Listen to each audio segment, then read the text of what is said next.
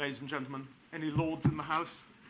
So egalitarian, sign of modernisation. There's nobody from the peerage present.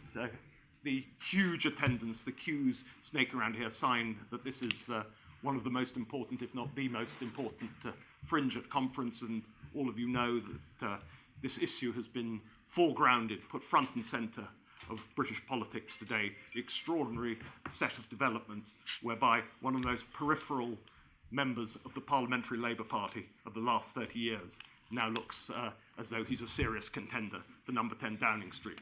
The rise in the broader world of academic writing and general, more popular writing of work such as Thomas Piketty's, and the feeling that the right is generally on the back foot and that some of the most retrograde and backward-looking members of the hard left are now setting the tone of public policy with the theme of the 70s of the idea of capitalism in crisis. And the common view, as being expressed in much of the media, that the right generally is on the back foot, that we're back to that famous conversation between Bernard Donoghu, Jim Callaghan's chief of the policy unit number 10 Downing Street, and Jim Callaghan saying, to Donoghu saying during the 79 election, you know, I think we might win, and Callaghan saying, no, there is a fundamental Zeitgeist shift, and it is Mrs. Thatcher's direction. And that is the question which is before us here today. Now, I think anyone looking at the vitality intellectually of many of the fringe meetings at conference would see something else, and they'd certainly see something else in our star-studded group of panellists, which really is the A-team, and that's why this event is so important and potentially hegemonic. And in terms of the battle of ideas over recent decades, no one more so than our first speaker today, Sir Roger Scruton, who's written about so many of these issues in so arresting a way for so many of you. Welcome to George Freeman. Here at the last minute, George, welcome onto our platform. But Sir Roger has written, most importantly, of course, about the new left thinkers, and there's many thoughts on the rise of the new left, as we see it with many people, many activists who've never even been involved in politics before, mobilized by new groupings out of the sort of traditional forms and formats of far-left groupuscules. So it's my great pleasure to welcome first time onto a Conservative Party platform for policy exchange, Sir Roger Scruton. Roger, thank you for coming to the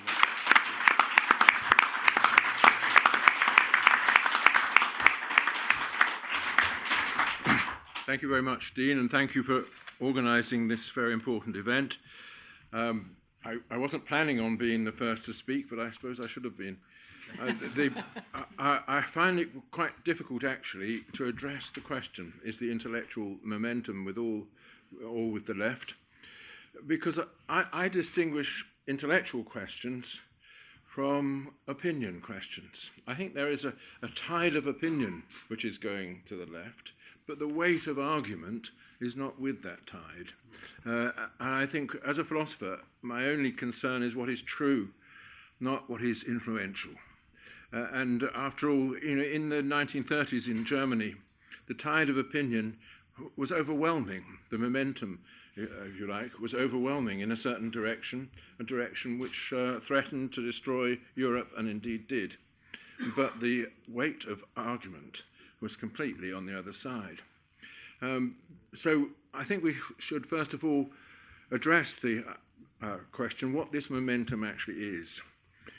In my view, the momentum movement has picked up some important ideas from the classical Marxist view of the crisis of capitalism, through to various more modern views about the disparities of income and so on that have afflicted Western societies in recent years. And some of these ideas are certainly worth airing and addressing. But really, the momentum of opinion behind it is not represented by any fully developed theoretical critique of capitalism. It's much more to do with class war. And the real distinction, in my view, between the right and the left, not that I particularly like those labels, is a distinction between those who believe in government as a form of representation and those who believe in it as a form of war.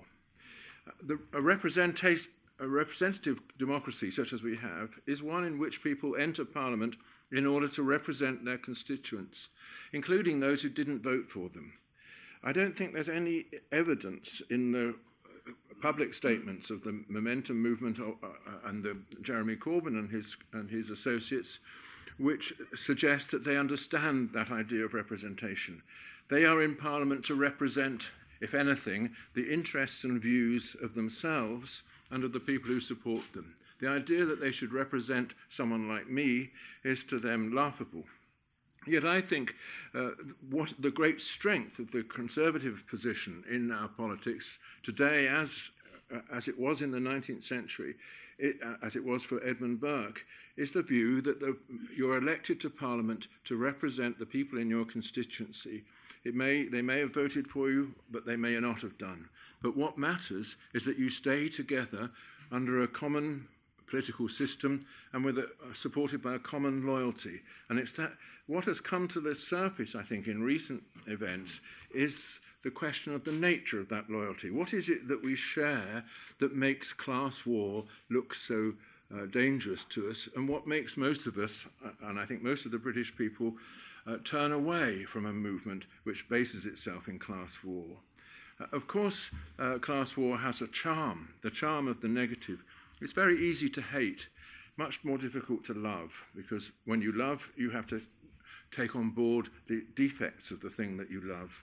You don't have to do that when you hate. So a philosophy or political posture based on hating something has an instinctive advantage over one such as the one that I have, which is based on loving something, loving my country and the sense of identity that has grown in it.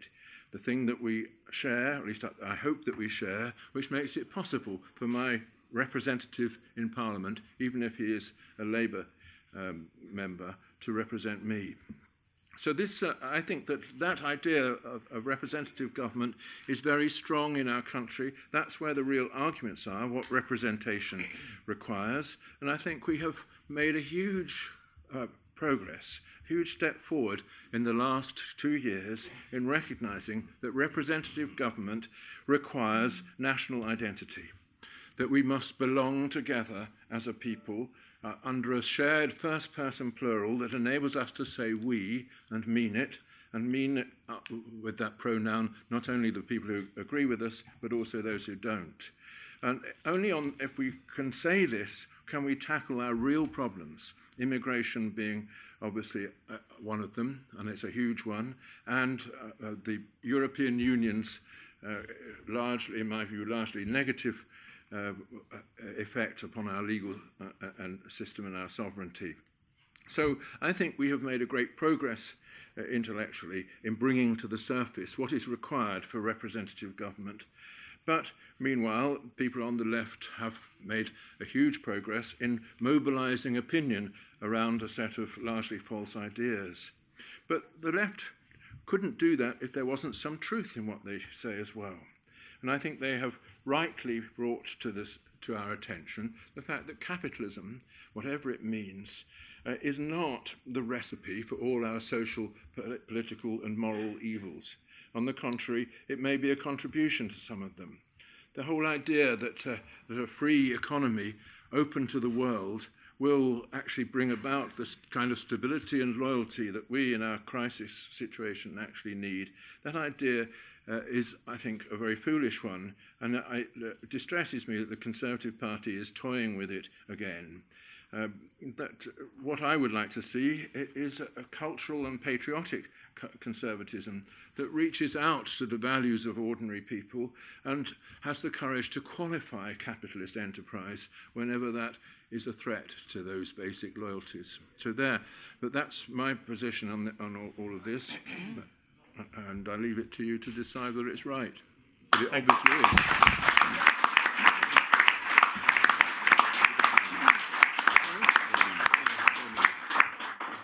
Nicky Morgan, always welcome on our platform. Dean, well, good afternoon, ladies and gentlemen, and this has the feeling of question time. So, Dean, I never thought of you as David Dimbleby, but maybe then they're looking for a replacement. And you talked about the engaged team, so I'm going to leave it to you, ladies and gentlemen, to judge who is Mr. T out of the panel. Now that tells me how old the audience is, because did you watch the 18? There we are, you see, you did. There we are. It's a pleasure to follow Sir Roger Scruton, and let me answer the question. Is the intellectual momentum all with the left? Well, momentum might be, as we saw last week. Intellectualism certainly isn't. Not judged by John McDonnell's speech or Jeremy Corbyn's or any other contributions we heard from the Labour Party. What appears to be some confidence in following the election result. But what is with the left at the moment is obviously, I say, capital M momentum, as is the threats and unpleasantness that we saw. Those of us who were out campaigning in June will realise that actually what's happened with the rise of certainly momentum in the Labour Party is that politics has got a whole lot nastier. And that's something that I don't think is to be recommended or something to be welcomed at all. But the honest truth is that, and I think we probably had this discussion on a number of fringes this week, which is that actually the social contract in this country appears to be broken. And that's the contract which says that we hope that the lives of our children and our grandchildren are going to be better and more prosperous than our own. Now that might apply for some people still in this country, if you're born into a certain social strata or you've got a certain type of family, parental support. But it doesn't apply for everyone. And the question is, what is the Conservative Party going to do about that? I don't particularly want to talk about Brexit, although perhaps it'll come up in some of the questions. But I think we just have to be very careful, those of us who are Conservative members and members of Parliament, that we are not spending so long talking about getting out of the European Union that we are left not having enough time to talk about these very real issues which actually affect people's lives.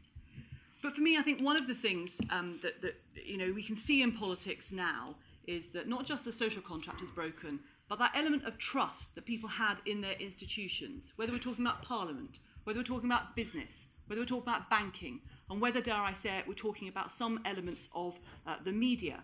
There is a trust that has been broken in terms of these institutions having the answers to the problems that we face. And so I think we need to go back, before we talk about individual policies and before we talk about intellectual momentum being with the left or with the right. I think we as Conservatives need to ask ourselves some questions about the values that we are demonstrating in what we are saying. Now, some of you will know that I've just written a book, very kindly launched at Politexchange, on character education. Because actually the values we want our young people to develop, the values we want to develop and exhibit as a society really, really matter. And they matter as a political party. It's not so much what we say, although of course that's important, that's why we're here, we want to debate ideas and policies, but how we say it, the tone that we use, the way that we come across, whether we're interested in the way people live their lives, I think is hugely important. And those of you who heard the interview this morning, I don't know if the young lady is back in this audience, but there was a fascinating interview on the Today programme this morning with two young people here at the conference who talked about why Jeremy Corbyn had come across well in June. And they used the word authentic because they felt that he was authentic. And I think what we've seen in terms of our public discourse about politics and about ideas is that more and more people are just saying things, and I think certainly those of us who have been ministers are guilty, promising easy solutions to complex issues. And when, of course, those solutions can't be delivered and those problems remain unresolved, people feel even more let down. And the reason that I think that actually the momentum should be with the right, with the Conservative Party in solving these issues, is because actually the left cannot address these issues because they don't understand that most conservative of words, aspiration. And we should be using that word at every single opportunity between now and the next general election. And when I'm asked why I'm a Conservative, why I've been a Conservative for 28 years, it's partly because I believe in individual responsibility, I believe in the power of individuals. But I also believe that socialism is about setting a cap on people's aspirations. We, the left, we, the socialists, we, the Marxists in the case of John McDonnell, will allow you to go so far and no further.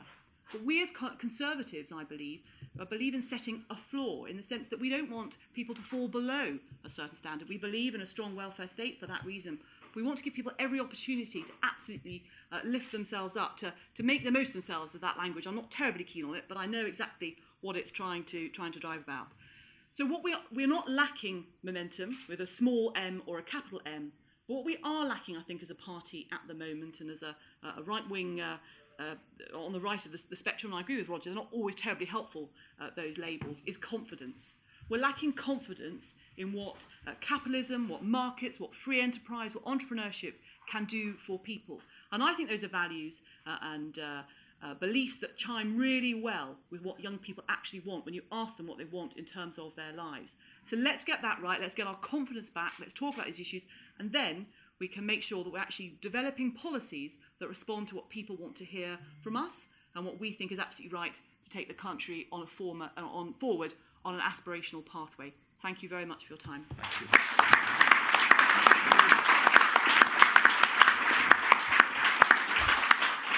It's a great pleasure now to call upon Jacob Rees-Mogg, first time on a Policy Exchange platform.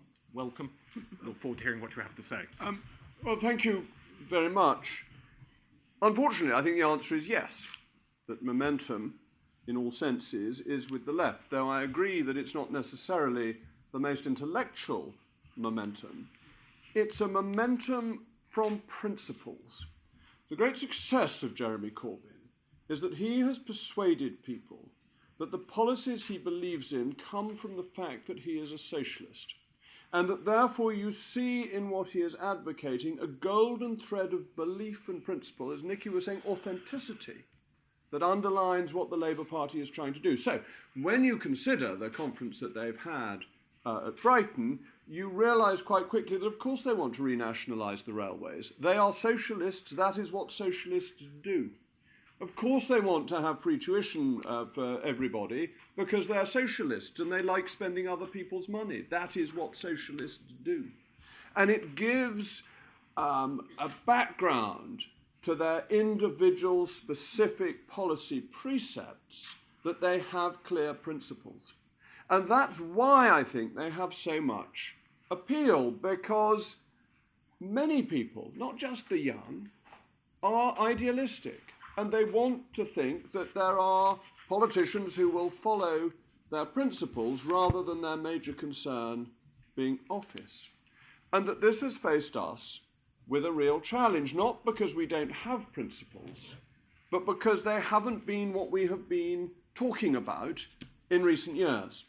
And this has quite a long history. And I'm not going to give you a long history lesson, particularly not as Sir Roger knows much more about everything than I know about anything. So if we're going to have a history lesson, we get it from Sir Roger. But if you go back to Tony Blair's election victory, he wins on the basis that he has given up socialism, but that he will manage things a bit better than a worn-out Conservative government will do. And we then carry on in 1997, 01 and 05, we are still fighting as clearly identifiably Conservatives. But by 05, we lose very heavily again, and we think that the answer is to be a bit more Blairite or else we'll never win. We think the Conservative ideas are intrinsically unpopular, so we come up with all sorts of nonsense. We want to share the proceeds of growth. We want to have 0.7% given in overseas aid. We want to do things that match Labour because we have given up in confidence of our principles. And unfortunately, we do it at just the wrong time, because the financial crisis comes, and as we were sharing the proceeds of growth, we don't have a principled narrative explaining why it wouldn't have happened if we'd been in charge. So we have to carry on with this idea that what we're good at is being competent managers who will run things well, but not that our policies flow one from another because of our underlying understanding of what it is to be a Conservative. And this doesn't mean we don't do great things. We do really important and serious things, and I particularly highlight Ian Duncan Smith's welfare reforms and Michael Gove and, of course, Nicky's education reforms. These were very much important, successful policies, and they had underlying principles of themselves, but there was no overarching conservative basic principle that made you know what the policy would be. You just argued for it because it was a good idea. And this, I'm afraid, reached its apogee in the election manifesto. That as you read the election manifesto, which no doubt all of you did assiduously, page after page, I did, and it won me one specific vote, because somebody came up to me and said, is it Conservative policy to get rid of the tolls on the Severn Bridge? And because I'd read the manifesto, I knew the answer was yes, and that was one vote in bag in North East Somerset. So it's a useful thing to do. But its flaw as a document was that as you turned the page, you couldn't guess what the policy was going to be, because there wasn't that underpinning that made one policy flow from another. So there were some good ideas, there were some bad ideas, but they didn't have an underpinning. And what I think is so disappointing about this is that Conservative values are enormously exciting for all generations. I loathe this idea that we've got to give baubles to young people. I think it is so desperately condescending. Young people are not some alien species who we have to treat differently from other voters. I'm sorry to say that I was young once. I wasn't. I wasn't very good at it, but I was at least technically. I was technically a youth at one point in my life. But that actually young people, old and middle-aged people, want to understand what our principles are, and our principles are really attractive. What do we believe fundamentally? We believe that individuals making choices for themselves build up society, and that making decisions for themselves is better decision-making than can be made for them by the state. And when you say to anybody that they can decide their own life, that's an attractive thing, isn't it? Particularly, you say to people who have just left school and the authority of their schoolmasters, and indeed schoolmistresses, you say to them as they're leaving the authority of their parents, or you say to elderly people who don't necessarily want to have exactly the same nursing care as the next person, but they will have choices. That's really attractive. And the other thing we always believe in as Conservatives is that we want to help people lead the lives they choose for themselves, not tell them how they ought to lead their life. So we're enabling people to buy their own home. We want people to keep their own money because we think they will spend it better than the government will spend it for them.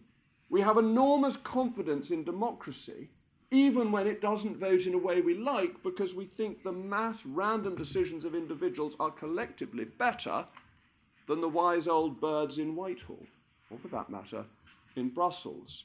So yes, I agree with the question that the momentum, let's say intellectual for the purposes of this debate, but in truth, the view of principles.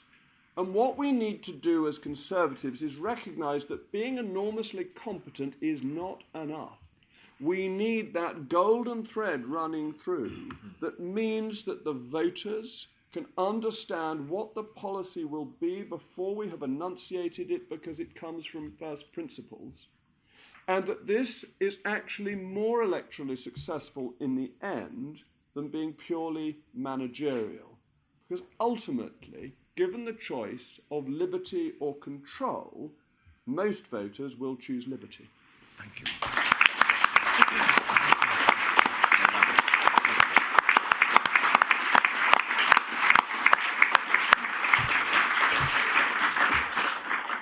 George Freeman, looking forward to all's welcome. Well, thank you. Well, you've heard it. Who knew? Jacob had a childhood. There's a Conservative policy, a childhood for the many, not the few. Jacob, the reason we love you is this party's open to people who believe in Conservative principles wherever you're from, whoever you are, from whatever social spectrum you're from, and you speak to that. That's part of the reason people love you. You remind us that those principles are universal. Is the political momentum with the left? Yes. Is the intellectual momentum with the left? No. And I want to address why there's a gap between those two. The intelligentsia are with the left. That's a slightly different point, and it's wonderful, Roger, to have you here, and I'm so glad you could come to the Ideas Festival recently.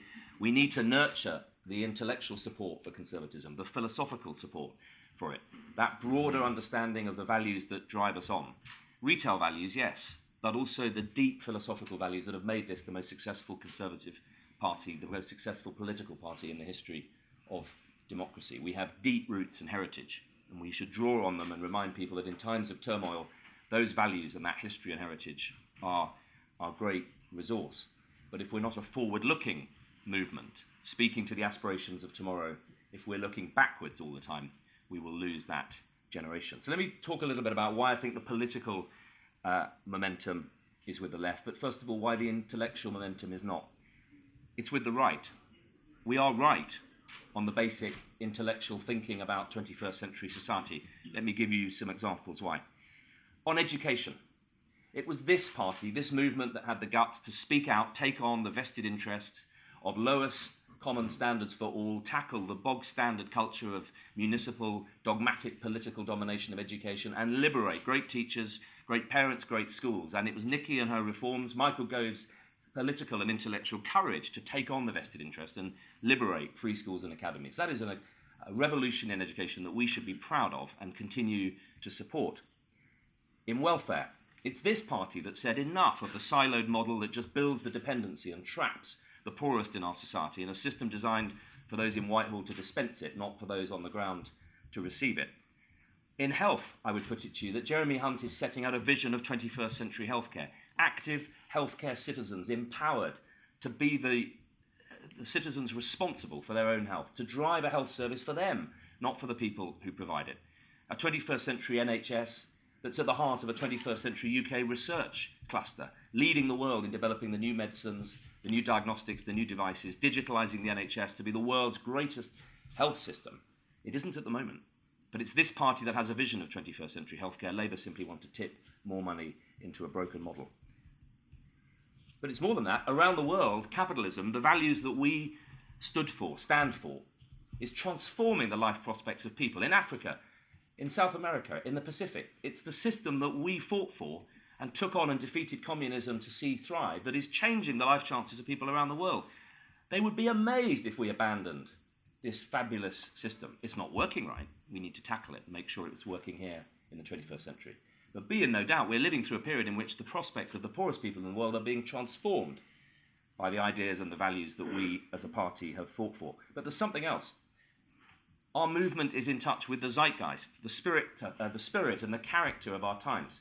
Ask people under 25 whether they believe in a set of values to do with enterprise, to do with responsibility, to do with empowerment, to do with insurgency. Are they on that side, or do they want to be dependent? Do they want to be told what to do? Do they want to be in a country where the government knows best? They're with us. They're with us in their character. And their roar at this election wasn't against capitalism. It was against the fact that they don't have a stake in our capitalism. Why would you be a capitalist if you don't have any chance of ever building up any assets? And our challenge isn't to embrace soggy Corbynite socialism. It's to turbocharge the markets so that the generation under 40 who've been locked out by the unfortunate consequences of QE have a chance and a stake. And if we don't, I fear we will lose both their support for conservatism but also their support for capitalism. Don't take it from me, take it from Legatum's report this week. It makes for chilling reading. 17% of the young think socialism is dangerous. That's a very low number. I've got a worse number for you. 18% think capitalism is not in their interests. That is a challenge to all of us to get up and leave this conference and make sure next year that number is higher. So why is the political momentum with the left? Well, it's partly a campaign that broke pretty much every rule in the book of modern campaigning. Our Prime Minister was let down terribly by a campaign. That 20-point lead was real. The inspiring speech she gave on the steps of Number 10 last year did capture the imagination. A woman driven by values to tackle the tough causes of social justice in our society. We abandoned that in a campaign that assumed if you voted Brexit, you're now going to vote for us. And the public wanted more than that. It's also, I think, there are three cohorts in that group that Jeremy Corbyn mischievously managed to jump on the bandwagon of and mobilise. There's a generation in the public sector who've been with us. They've tightened their belts. They've led. They've done the things we wanted. They're exhausted. And they don't hear from us a vision of modern public services. I think we need to say, listen, the heroes who run into the bullets and the burning buildings for us, the people who earn 18, 19,000, deserve a pay rise in this cost of living. But the people who earn $250,000 get a golden-plated pension and are supposed to be leaders and managers driving productivity. They've got to earn their pay rise with productivity. And let's reward the great public sector leaders who deliver it. Let them take over the failing ones. We need to be the champions of good public sector leadership. If we are not, they'll leave us behind. And if we lose the leaders of good public services, we'll never get out of debt.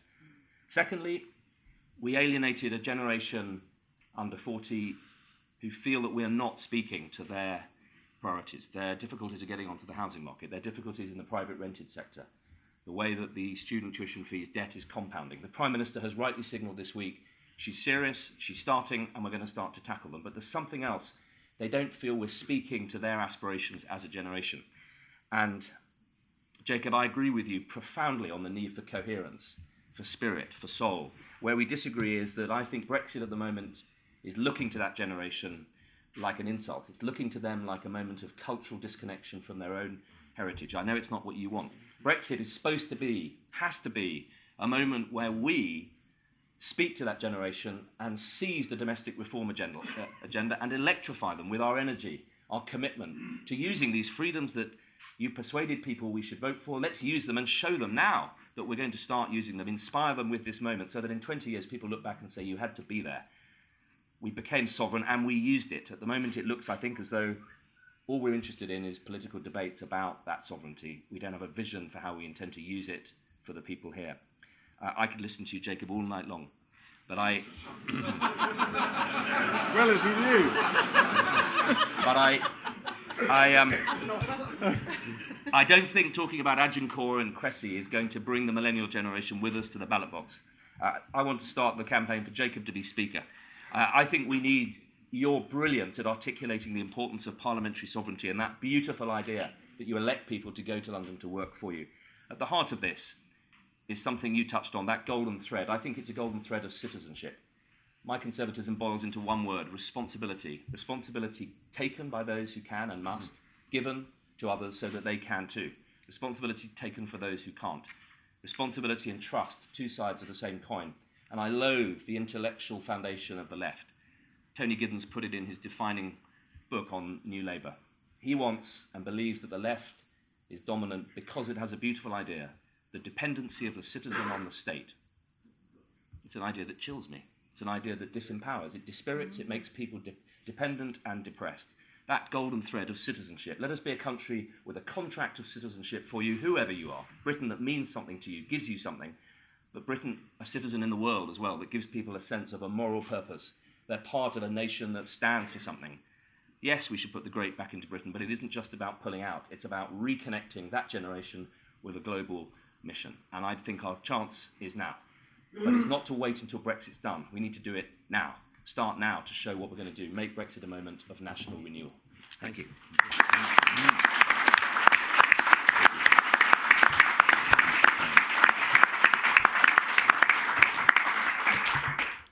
Owen Jones, as some of you will know, is not able to make today because of a bereavement. So I had to scramble and find the next most available left-wing person. It turns out to be David Goodhart of this parish, but certainly not a Tory.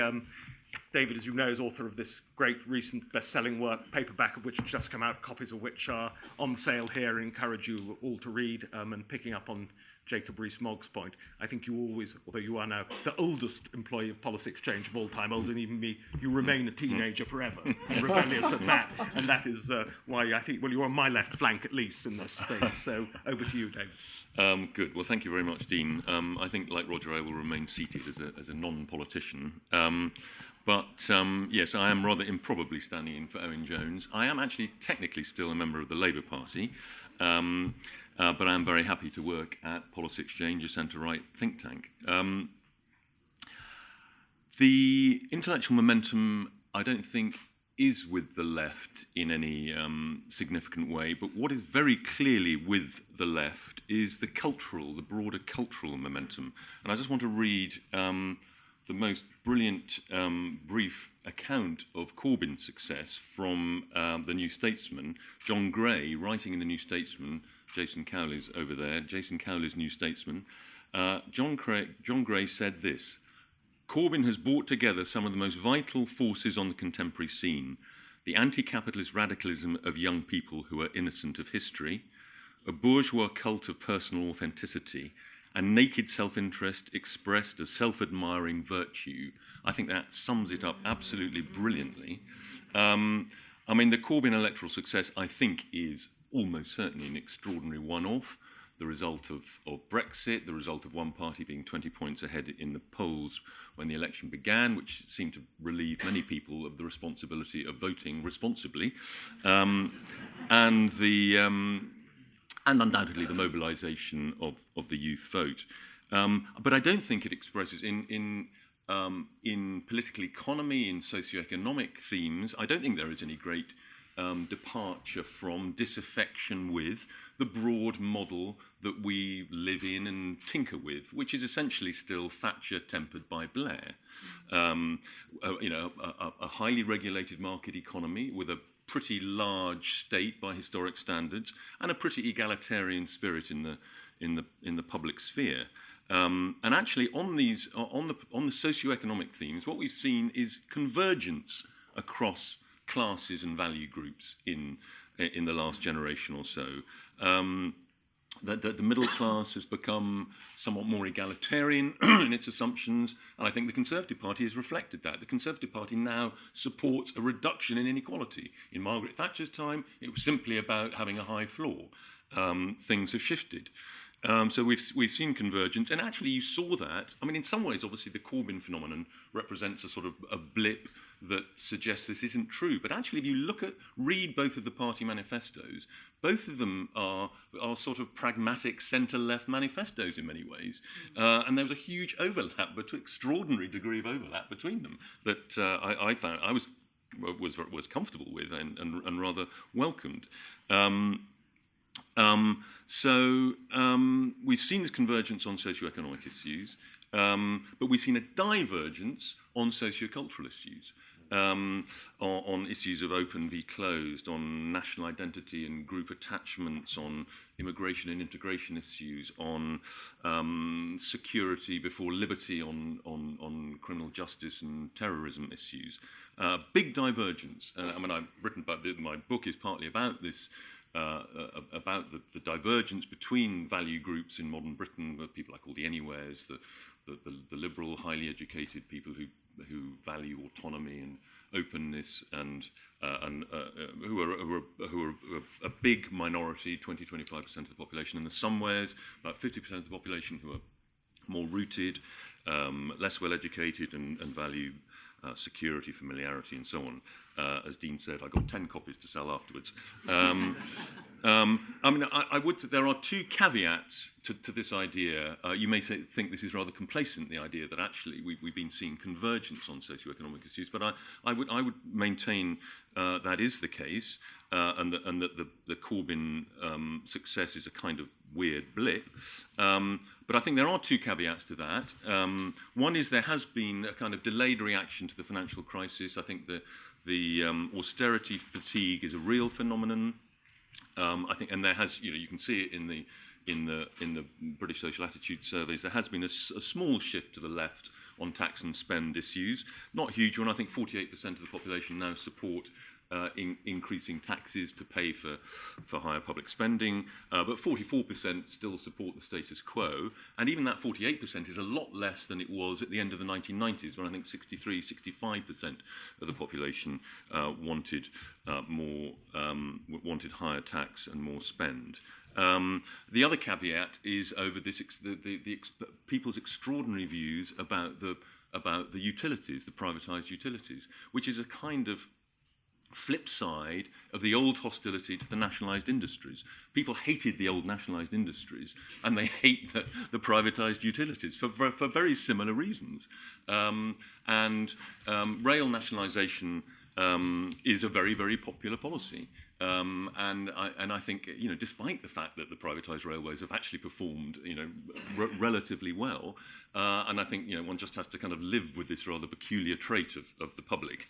But the one point I do want to make that hasn't yet been made is that one of the things that has changed, one of the things I think has changed Britain in a very profound ways that is under-examined and under-reported is the huge expansion of higher education in the last generation or so, and the extraordinary cultural and political domination of higher education in our society. And when we saw it actually at the last election, just in the political system. I mean, when we used to talk about university seats, we meant Oxford and Cambridge. Now about 20% of all seats have a substantial input from universities, not just the students and staff, but also all those places where lots of mainly liberal-minded graduates have stayed behind, you know, the Bristol West, the Manchester Wythenshaws, the Brightons and so on. But this liberal blob, I mean, I see it in my own family. My 4 children all went to Russell Group universities, and they're all attached to this liberal blob.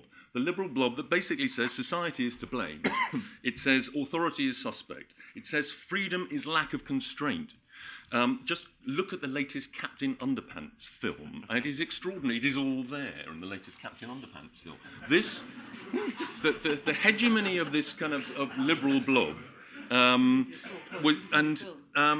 and this, I think, makes it very difficult for conservatives to take this on. It is just, you know, anyone under 40 just sort of instinctively feels this. I mean, you can argue against them, and you can sometimes win the argument, but it is their default position on so many things. As I say, I found this centrist Tory manifesto very attractive, and I think there was a big majority for it in the country. I mean, it was obviously presented in a cat-handed way and so on, but I'm still amazed that despite the kind of communitarian leftish flavour of this manifesto, that you are still so easily caricatured as the party of the rich, as the kind of bad guys, and I sort of don't really quite understand that. And you've got to, I mean, I think these ideas that were contained in the manifesto need clearer embodiment in attractive policies, and indeed policies and themes that can unite the anywheres and the somewheres. You know, you cannot run a country either only on the basis of anywhere priorities, intuitions, or somewhere. I mean, the task of politics is to bring these value groups back together again. And I think that manifesto could have done it. It didn't, but that remains the task of politics. Thank you. Thank you, David.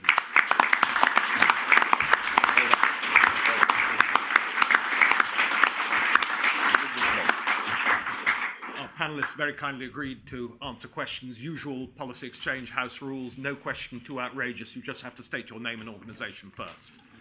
Who do I see? How many? I'm just trying to get a feel of how many want questions. Gentleman at the very back.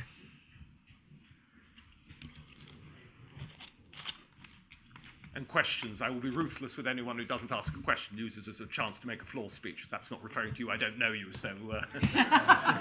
Thank you. I'm Dr. Gordon Gregory. I am an NHS doctor, and I stood for Sheffield Heeley at our recent election. I would say a point which had been hinted at by a number of the speakers, which I would ask about it, is that just as a doctor, if I were to give my patients an unrealistic expectation of what are the outcomes, then it would both be immoral and it would break down that doctor-patient relationship, and it would lead them to find a different doctor who would promise more. Does the panel agree that a key concern that we've had is that we haven't managed the expectations of the populace as to what government can do, and that we have just been trying to promise the most money and the most solutions from government, as opposed to managing their expectations as to the limits of government influence? And one more question, I think we'll take them as a gentleman here in the front. You've got a microphone so people can hear you. In terms of the Name an organisation. I'm not from an organisation, no, I'm a party member. Name, please. Kieran Marshall. Thank you. I'd like to ask anyone on the panel here, you know, when we talk about the intellectual momentum of the left, what new ideas is Jeremy Corbyn actually proposing? All of his ideas have either been tried and tested, or they are ideas which have been suggested on the left for years now anyhow. What new ideas do they have? They have no intellectual momentum at all. Thank you. Who wants to take first question? Which of the panel? Well, I'll take it. I mean, firstly, thank you very much for standing. I hope you'll be standing in future elections in the nicest possible way. I hope there won't be an opportunity for you to stand for at least another 5 years. So I think we're all hoping that. I mean, look, I think what you say is absolutely right, and I said this, which is I don't think we have managed expectations. We have some really complex issues facing us as a country, and I think people are looking for good, strong leadership to address those, whether we're talking about an ageing population, whether we're talking about opportunities for the young, whether we are talking about, I've just come from a seminar about getting tax policy right to deal with the changing workforce and labour market, for example. So we haven't managed expectations. We promised easy solutions. You know, several elections ago, it was the ever-increasing numbers of police officers on the street, regardless of how we were going to pay for them. Unsurprisingly, the only person who played that game in June was Diane Abbott, and we know she couldn't remember what the numbers were, obviously. And the second thing, Kieran, you're absolutely right, which is that the reason that I said no intellectual momentum, you're right, there are no new ideas. It's all about going back. However, we as a party must not be lazy about constantly referring to the 1970s. Because for a lot of the people that we need to win over, the 1970s mean absolutely nothing at all, which is why we've got to make those arguments. I think we can make them with humour. I think that there are plenty of opportunities to do so, but we've got to take it on a new basis and not keep harking back. Any other panellists here want to come in on that? Roger. There is something new, actually, in my view, in the Corbyn approach to politics. It may not count as an idea, but he has latched on to the fact that young people gain their information in new ways from the ways in which our parents didn't, I did. And those new ways of gaining information don't merely make it possible to communicate across a large spectrum of the population, but they create a kind of horizontalization of opinion. It all flattens out through social media and so on. And traditional hierarchies of authority, such as the one that I represent by being highly educated, don't matter anymore, or they matter a lot less. And I think there is growing among young people what I would like to call the kind of network psyche, that it's who's on your network who is going to be important to you, not who stands above it as a symbol of authority. And I think Corbyn has recognised that, partly because he doesn't have authority in the way that people on this panel have, even. Except for and has learned how to use this. And I think it will be a great change in politics that will come from this. He's not the only one who's done this. I mean, Trump did it too. So, George. To Gordon's point, and by the way, when we do have the next election, Gordon, let's have a manifesto that when you read it, you recognise it as something that you can go and stand and fight for and sell on the doorsteps. I think you make a really good point about not over-promising, and it speaks to what Jacob mentioned, the need for a coherent response. It was dissonant to be talking about sharing the proceeds of growth when the world had just woken up to the fact that we were living in debt. And I think it was a moment, and possibly still is a moment, to be a bit more honest with the public about what's happened. I think they know that something quite profound has changed in political economy. That post-war model, the Macmillanite model of you've never had it so good, and politicians just dispense the goodies of growth until one is unlucky enough to be caught in a recession and booted out. That's completely changed. We're now in the process of managing deep structural challenges in an old-fashioned model of government. The answer is out on the ground locally rather more than in London. And I think they're up for a more honest appraisal, which speaks to that golden thread of our principle. We want to give people responsibility. And Kieran, he hasn't got any new ideas. He talks about the rigged economy, which resonates with people. And that's why I'm so messianic about trying to make sure that we're the parties of market insurgency and that we're the people who want to break open markets and give people choice and show that the market is there to empower the many, not the few. So can I just have another show of hands just to see how many... gentleman there at the front, lady there at the back. Hello, I'm James Sproul from the Gotham Institute. One of the things that David talked about was the fact that this is a moment for Jeremy Corbyn, and Jeremy Corbyn has really captured a bit of the zeitgeist. We might not like it, but it is undoubtedly true. That's why we're all here. One of the things, of course, the Labour Party is doing is putting Jeremy Corbyn very much on the campaign trail. Can you continue with a 4-year campaign, or is he simply going to run out of steam sometime before then? There's somebody, lady there at the back. I think somebody had a... Hello, Can you hear me? Yeah. There we go. I'm Deanna Davison. I was our candidate in Sedgefield this year, which went well, as you can imagine.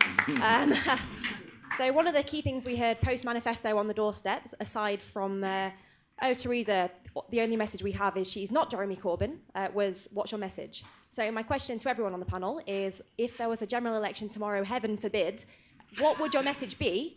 And for token lefty on the panel, what message what message would you hate the Conservatives to come out with tomorrow? Good question. Jacob Rees-Mogg. Okay, well, first of all, Deanna was also my intern for a year and is a great heroine of the Conservative Party, so very pleased to see her here. And James is one of my very old friends, so I'm getting easy questions from old friends. 4-year campaign, yes, that's what oppositions do. That's the luxury of opposition, and it means that they can say things from the platform that they know they're not going to have to deliver on, because by the time they get to write a manifesto, events have changed. And to go back to the question on under-delivering and over-promising, that's very, very easy to do 4 years before an election, because you're very unlikely to be held to account for it when the election comes. What would I least like the message to be? If there were an election held tomorrow, it would be that we're remaining in the European Union and ignoring the referendum result, at which point I'd probably flee the country. George, you're going to be stand.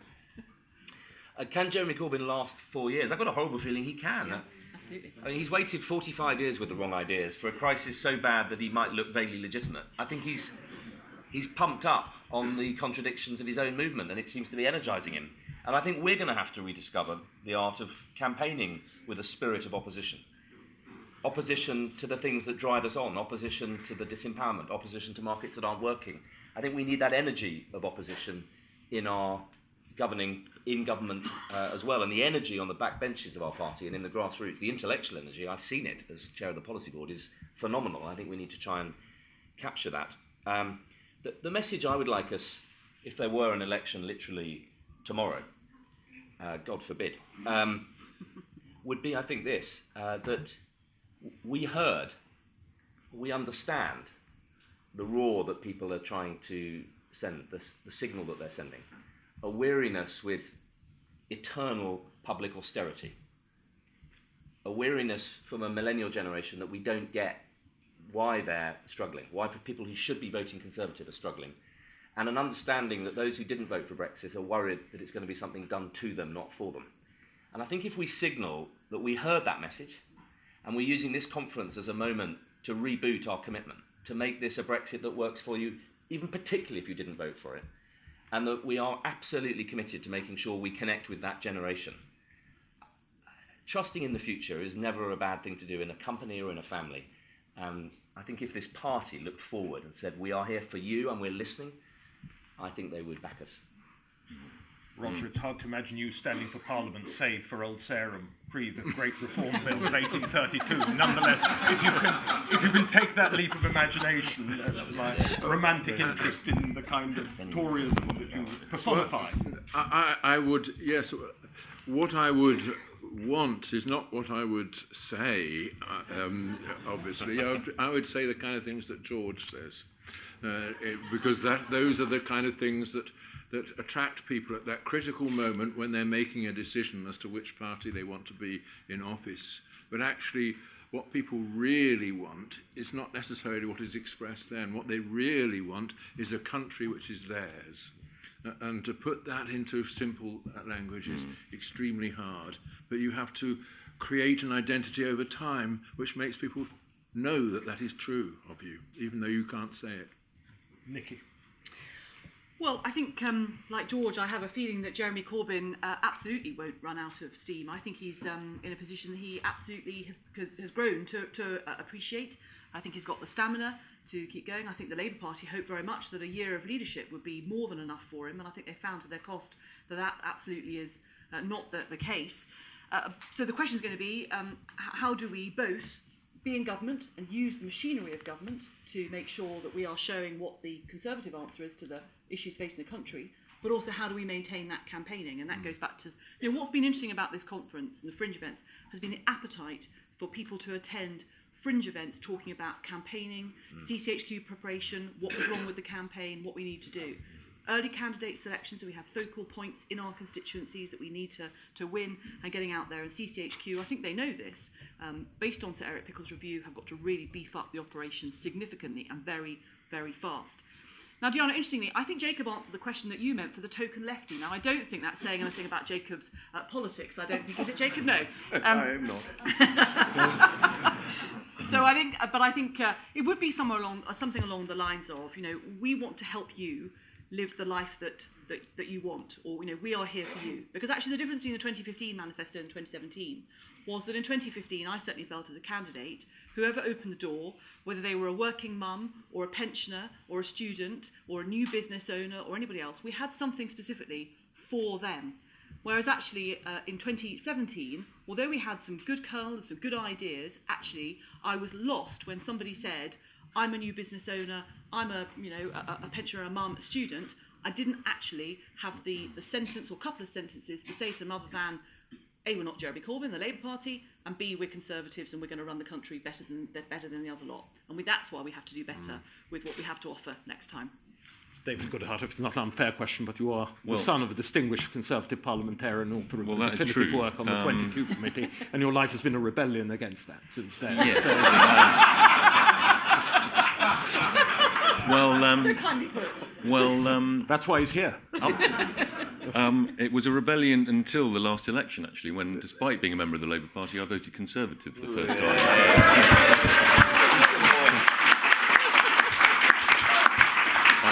Although we are a modernising think tank, you weren't meant to out yourself in that way at this juncture. But I think the extraordinary thing is that it's about political symbolism. You somehow, particularly at the last election, didn't and still don't embody the sensible centrism that I think you, on the whole, represent. You somehow need to embody it more. And I think one of the expressions about politics that has most impressed me in the last few decades, Daniel Bell, the famous American sociologist, political scientist, talked about how he was an American. So he talked about he was a social democrat in economics, meaning he was in favour of a regulated market economy. I mean, like I say, he was an American. He was a liberal in politics, and in social and cultural matters, he was something of a conservative, a social conservative. Now, that is the hidden majority in our societies that, for all sorts of contingent historical reasons, the parties have not captured. And I think actually the Conservative manifesto at the last election came closer to that sort of Bell combination than any manifesto of either party in recent years. And it's a shame that has been sort of tainted, I think, by the failure of the campaign. And I mean, I do think that the intergenerational justice issue. I mean, I think you had far better policies than the Labour Party. I mean, you were effectively saying you wanted to reduce subsidies on the affluent old, effectively, and Labour was saying we want to increase subsidies on the affluent young by abolishing tuition fees, even retrospectively, possibly. And I mean, but somehow all of that was missed, and you obviously do need a kind of a younger accent about you, and that's very hard because you're an ageing party. But there do seem to be lots of younger people at this conference. So, I mean, quite where this renewal is going to come from, and how you can challenge that kind of liberal blob zeitgeist, because it is so entrenched, particularly amongst the growing graduate population. 30-40% of younger people are graduates. They've been through these very, very culturally dominant institutions, the modern university. And actually, I think you have a smaller proportion of your party members who are graduates than the Labour Party, and that is such a good thing. You must try and keep that. I think only 38% of Conservative Party members are graduates, whereas it's sort of 70% or something for Labour. And actually, that means you're still closer to the mainstream population than everybody else. Okay, that's because it's a brilliant panel, because we're at the witching hour. Can I just ask panelists, would they be willing to stay just for 5 more minutes, just because I hope we're not being inconsiderate to anyone in the room who wants to get away, nor indeed to our brilliant events team that we're preventing the next meeting from being set up here. 5 minutes, do I have a consensus? 5 more, brilliant. Thank you. I see. Gentleman in the middle there. Yes, standing there, in the middle, you're turning. Yes, thank you. Name and organisation, please. Thanks to all the panelists. My name is Chen Kai, and I'm just a party member. I'm just a student who just finished my A-level courses, and speaking from a young person's perspective, I really appreciate George and Sir Roger's point about the citizenship, the responsibility, and we have a representative democracy. And I think those are the core British values that the Conservatives build up on. And I think that's a value we really should promote. And I'm really sad this isn't reflected in our younger generation. Compared to the older generation, where it's the voting base of our party, they've been through world wars, so they are patriotic, and so they have the idea of citizenship. Whereas for our younger generation, this is a part is missing in our curriculum. And I think if anyone is sensible... What's your question? Please, the question. My question is, should we include the citizenship education more embodied in our curriculum and to take conservatism forward with young people? So I'm going to have to be the abominable no man who says disappoints somebody. I'm just trying to, on completely opaque criteria, pick someone in the room almost at random. If I can, yes. Gentleman there. So I couldn't see any ladies' hands up if I failed. We'll give one more. We'll give one. Thank you. Lewis Goodall from Sky News. I'm just looking at the title of this seminar. Is the intellectual momentum more with the left? And thinking back to a year ago, the answer, if this question had even been asked in 2016, the answer would have just been laughter. So my sort of question is was it the case that, say, last year and years gone by, that everyone was just missing a new vitality among the left, that everyone was just ignoring that there's something bubbling away under the surface? Or was this entirely contingent on an election campaign that was just the worst in modern history and a manifesto that was widely regarded as equally risible? Or was there something else going among the surface that, frankly, the right was missing? Because all of the talk this time last year was about a conservative hegemony. It wasn't about leftist momentum. Thank you. There was a lady who wanted a question. I can't see... Okay. Yes, lady there. Name Hello. and organisation, please. Hello, it's Jessica Elgart, and work for The Guardian. It's astonishing that no one seems to have mentioned the difference between the Labour Party and the Conservative Party, given that the Labour Party has got 600,000 members and the Tory Party seems to be dropping almost below 100,000.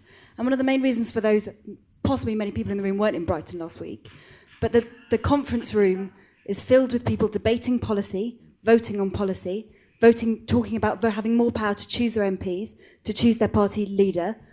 And Jacob speaks very eloquently about giving power back to the masses, but this party doesn't seem to want to give any power back to their membership. Thank you. Would panellists care to answer all the questions and any summing up remarks? Sir Roger. Well, citizenship education is a very good idea, provided it's in the right hands. But as Nicky Morgan knows very well, most education is in the wrong hands. And so we might have to think of this as something we do, as it were, privately and on the side, and perhaps don't confess too openly. On the question from the gentleman from Sky News, I think, is this just an illusion created by the politics of the moment, that there is some kind of increased intellectual activity, at least on the left? I think it's not an illusion. If you look at the fate of Paul Mason's book on post-capitalism, the guide to our future, it's a very sophisticated and sophistical survey of neo-Marxist ideas tailored for the interests of the network generation, and it's having huge influence in higher education. Also, those continental people, someone like Zizek, who you think who looks like a dinosaur from the Marxist age, he's on the curriculum in all universities, saying, for instance, that Lenin didn't pursue the Russian Revolution with a sufficient amount of violence, and that's why it all went wrong. And this is said overtly and in a university class, and the students write it. Well, they don't write anymore, but they take it in. So I think we have to recognise that there is something going on there. Thank you, Nicky. Well, thank you. I think in terms of citizenship, it is taught. The question is obviously how well and how engagingly. But one of the arguments I'm making in this book I've written about character education, one of the virtues that the Jubilee Centre at the University of Birmingham talks about is about community. And actually, rather than just talking specifically about citizenship, I mean, firstly, we should encourage every single school child to visit the Houses of Parliament. It should be an absolute rite of passage for everybody to come in and see the English Parliament and the seat of, well, one could argue, a critical part of democracy in this world, but also an appreciation of wider community. And that means being involved in activities outside school, which might go some way, Roger, to dealing with some of the issues that you were talking about. In terms of the debate that we didn't, I suspect that some of this shift was already going on in relation to whether it was about the public sector pay cap or about the younger generation, how they felt about the world and about the trust that I would argue has broken down in certain key institutions. But undoubtedly, the 2017 general election has accelerated that. It would have been a wholly different Labour Party conference had the result been different. And I think there were people who were commenting the fact that they run to remind the Labour Party they did not win the general election. And actually, it is the Conservative Party that got the largest share of the vote. But that's why I argue that the confidence that we need to get back and to exhibit. And the point about the members, well, I think goes right back to the heart of what we're debating today. We can't magic up members. We've got to get the party right. We've got to talk about the right values, the right ideas, and then people want to join. And I think actually it's probably symptomatic of socialism that they are so obsessed with process and taking control of the levers of the party that actually that's a big thing that's being talked about. Having said that, undoubtedly again at fringe meetings, there has been a demand from many members for there to be more to membership of the Conservative Party. And I strongly suspect that's something we're going to hear a lot more of from CCHQ. Thank you. Question, if I just interpolate Chairman's privilege for a second for both Jake Rees-Mogg and George Freeman as the other two elected Conservative members here, picking up on the questioner from The Guardian. The question raised, is there also a need for a momentum of the right, and what might it consist of? Well, I want to answer the other questions too, if I may. So I apologise. First of all, sir, you opened your question by saying you are just a party member. You are the key person in this organisation. The party members are everything. And one of my great bugbears is politicians talking about ordinary people. There are no such things as ordinary people. We are not some priestly castes. We are just the same members of the Conservative Party, members of associations. Over in the corner there, I'm very pleased to have some members of my own association from North East Somerset who know the secret code that when I tug on my earlobe, I need some applause. But you've been very kind this afternoon, so I haven't needed that. They are my selectorate. Without them, I am not a member of Parliament. The Conservative Party is what really counts. The membership is what counts. And to come to the question on how we treat our members, we treat them appallingly. We expect them to do all the work, deliver all the leaflets, knock on the doors, go out in the rain, and then the CPF sends in its reports and they get ignored. And they come up with brilliant ideas. And we used to have a system that took the policy ideas from our members seriously. When I first came to the party conference, you went into the hall and there was a specific debate on a motion put forward by an association. And most of the talking was done by people sent from associations to represent their associations here, with the minister then summing up. It has now become like an American presidential convention where we're just expected to turn up and cheer the great and the good, or perhaps not even American. It's sort of Kim Jong-un style. We go along. and watch out, if you don't clap for long enough, you'll be in real trouble. Does he use his earlobe? Probably, yes. He doesn't need to, actually. He's probably got... Anyway, let's leave Kim Jong-un aside for a moment. And I think this ties in with the point on what was happening last year. I'm afraid we've been in a deep sense of complacency. We thought we had won the battle of ideas, and we thought that real socialism had gone. We thought that Tony Blair had won in the Labour Party and that we had won in the country. And David's point that we were basically a society of Thatcherism tempered by Blairism, and we thought that was a permanent settlement. And so we didn't really think it was necessary to put forward our ideas or listen to our members or enthuse our members to get them to join, to make them believe that being a Conservative is really important and exciting, which I think it is. And George's point on Brexit, we need to be saying to people, Brexit's a really exciting opportunity. It's not this very difficult Sisyphean task that as soon as we get it almost finished, it will collapse again, which is basically the mood music round it. No wonder people are gloomy. So we need more optimism, more positivity. We need to trust our members. We need to put into practice what we believe on the national scale and the local scale and give more authority to members, and then we're in heaven. And it's all very simple. Momentum of the right? Momentum of the right is there if only we ask for it. But we've got to tell people what we believe in. That belief produces policy, not the other way round. And that is how we energise people.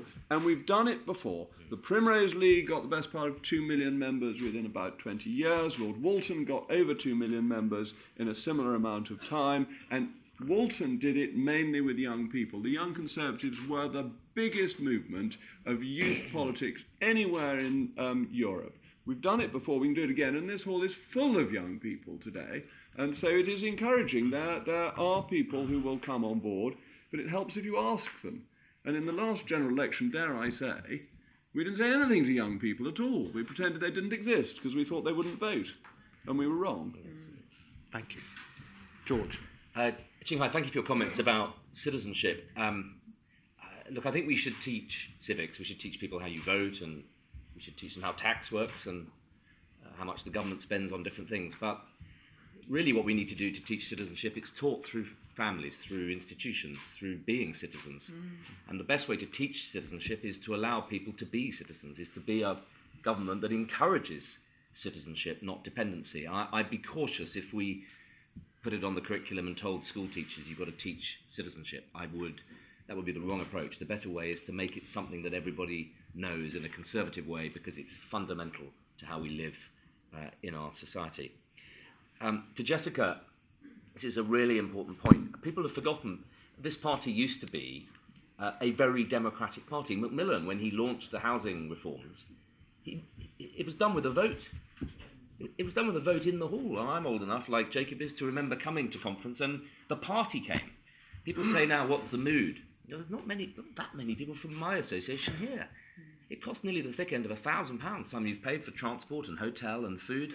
And that's partly why I've set up the Big Tent Ideas Festival. I think we've got to, as well as having this conference, which is important, we've got to have the confidence, the intellectual confidence, the cultural confidence to open up the tent, invite people in who don't share our views, have the confidence with humour and generosity to share it with them, and embrace the zeitgeist of 21st century. We look a bit at times like a besooted clique of power people who are driven by power, not by those values. And I think going out and celebrating the locality and the diversity of conservative values around the country is a really important part of it. And how can we be a party of Burkean little platoons, of trusting people, of citizenship, of the revival, renaissance of responsibility if we don't practice it in our own party?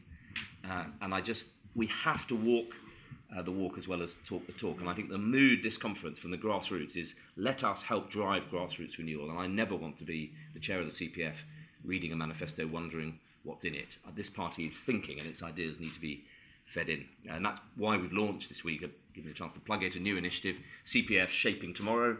And we're appointing a series of young champions in policy areas to open up a policy conversation with people who are not party members, so that policy making isn't the preserve of us, the elite who are lucky enough to be in, but it's our big offer. Anyone else can do cheese and wine. No party can offer you solutions to the 21st century. We can, and we should open up and offer that to others. And I close on Lewis's point. I think Jacob's right, we were complacent, but there's something going on. There's a dangerous coalescence of critiques that in politics, in the waters of politics, when it starts to happen, it can build. And I think it's a sense that of disempowerment, of an economics and a politics that isn't working, that isn't accountable to the people who are paying the bills. There's a sense of unaccountable elites in charge in Europe, yes, but also in Whitehall, in our political system. And it's starting to form into a coherent sense that the country's not being run for the people who pay the bills and do the work. And that, if it's allowed to take hold, is very powerful. And this is all linked. The golden thread. We should be an insurgent movement that is as frustrated about that as the people who sent us here, sent to London to clean out the Augean stables of a broken model of big government that's failing, and be the champions of the consumers and the citizens of tomorrow. David, the last word.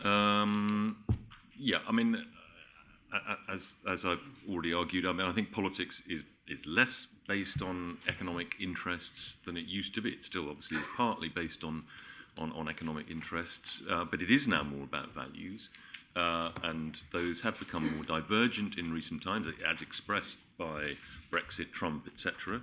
I think out in the street, particularly outside the great metropolitan centres in the Midlands and the North, a kind of decent populism is the dominant set of values in this country, and by decent populism I mean a populism that is accepted. Much of the great liberalisation of the last 30 or 40 years on race, on sexuality, on gender, but it is not liberal in the way that the kind of the liberal blob I talked about earlier that dominates higher education and so many of our cultural institutions is liberal. It still places great value on national attachments, national social contracts, and so on. One of the reasons why people voted for Brexit in such large numbers, the feeling that national social contracts in employment, in welfare, had withered or had not been taken seriously enough. And the Tories should be able to represent that decent populism better than any other party. And actually, the truth is you do. I mean, you got the highest vote, you got almost as many votes as Blair got in 97. I mean, it was this extraordinary confluence of factors that gave Corbyn his support. And I was just talking to somebody who'd been at the Labour Party conference, and the momentum is an extraordinary phenomenon. I mean, capital M momentum, and it seems to have at least three elements. I mean, there's the kind of youth group that we associate most commonly with it. I can't remember how did John Gray describe them? Anti-capitalist radicalism of young people who are innocent of history. Then you've got this kind of older group who are the sort of the Newpie trots from the 1970s who have sort of re-emerged from a deep slumber. And then you've got retired teacher, rather sentimental retired teachers who just like that nice Mr. Corbyn because he's such a decent chap.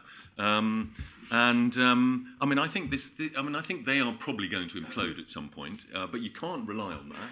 I mean, and as more and more of their ideas get exposed, in the public realm, I mean, I think the internal contradictions. I mean, the extraordinary pragmatism of the manifesto will get blown apart too, because I mean there are many people in the Labour Party who don't really believe in the manifesto they stood on.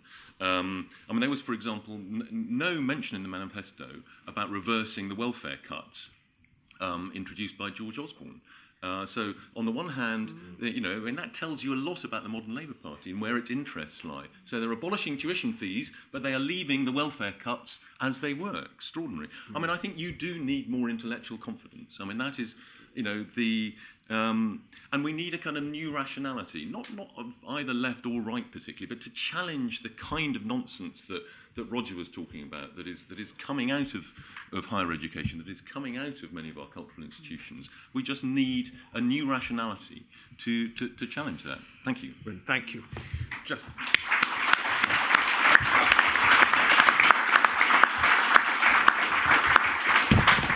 This has been a brilliant event. I just want to say it was brilliantly organised by our events team, by Ralph Buckle, Amy Brecken-Simons, Martin Kendrick, and Charlotte Duthie. Please join me in applauding them, and also our brilliant panellists. You've been a great audience.